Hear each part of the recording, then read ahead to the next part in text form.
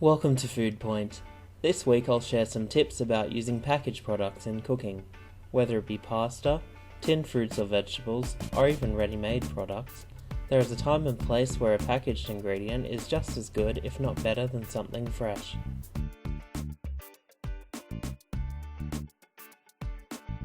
Take, for example, pasta. Sure, I've made fresh pasta sometimes when the mood takes me, and the flavour of fresh pasta versus dried is so much better that to compare them is almost silly, but that doesn't mean that dried pasta tastes bad, not at all. And something that you may not consider is that dried pasta is actually more versatile. You can get a variety of different shapes which hold different types of sauces more effectively, from standard spaghetti to something fun like dinosaurs for children. Looking at the ingredients of any standard dried pasta, you'll see that they list just one, durum wheat semolina.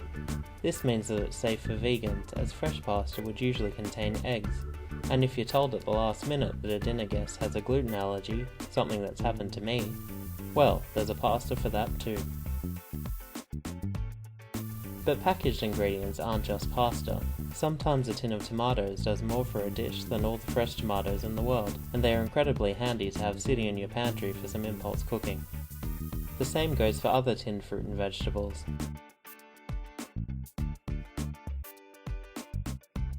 Then there's things like stocks and gravies, which can take quite a lengthy amount of time to make from scratch, yet are just a pantry door away if you're using something pre-packaged.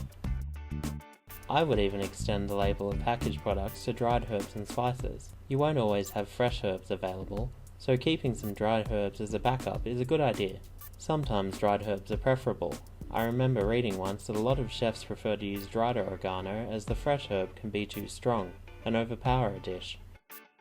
Plus, you can add dried herbs at the beginning of a dish, which allows more time for the flavours to mingle, whereas soft herbs such as parsley and basil would usually be added towards the end. Here's a few of my recommendations when it comes to choosing the right product. Number 1. Make sure the products are as unprocessed as possible, with as few additives as possible. This is for health reasons as well as flavour. Some additives can cause health risks in high volumes, so it's just better to be safe than sorry. Number 2. Make sure they have a long shelf life remaining. Not all stores dispose of older stock regularly, or they'll put the older stuff at the front.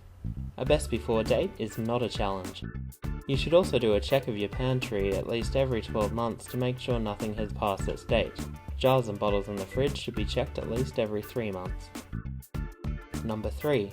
Make sure that anything you buy is sealed. It's no surprise that things can get knocked around in transit. If a seal is broken or if a box is punctured, there is a chance that the contents could be compromised. Once again, better to be safe than sorry. Finally, number 4. Go for the best deal. If you're likely to use multiples of a product that's on sale, and it meets your scrutiny of numbers 1, 2 and 3, then you should probably stock up. If you see a product that you're rarely going to use, that's say $3 for one or $5 for two, well then, you're probably wasting $2 if you get another one. However, if something is on a 2 for 1 sale, you'd be silly not to take advantage of it. So, basically, packaged products are not the enemy, and I hope I've given you some helpful advice. For a tasty dish that can be made entirely out of pantry items, please click the box on the left for my bonus spaghetti alla puttanesca recipe, or if you prefer to use fresh produce all the way, please click the box on the right for my chimichurri beef fillet recipe. Either way, if you like what you see, subscribe and stay tuned for more.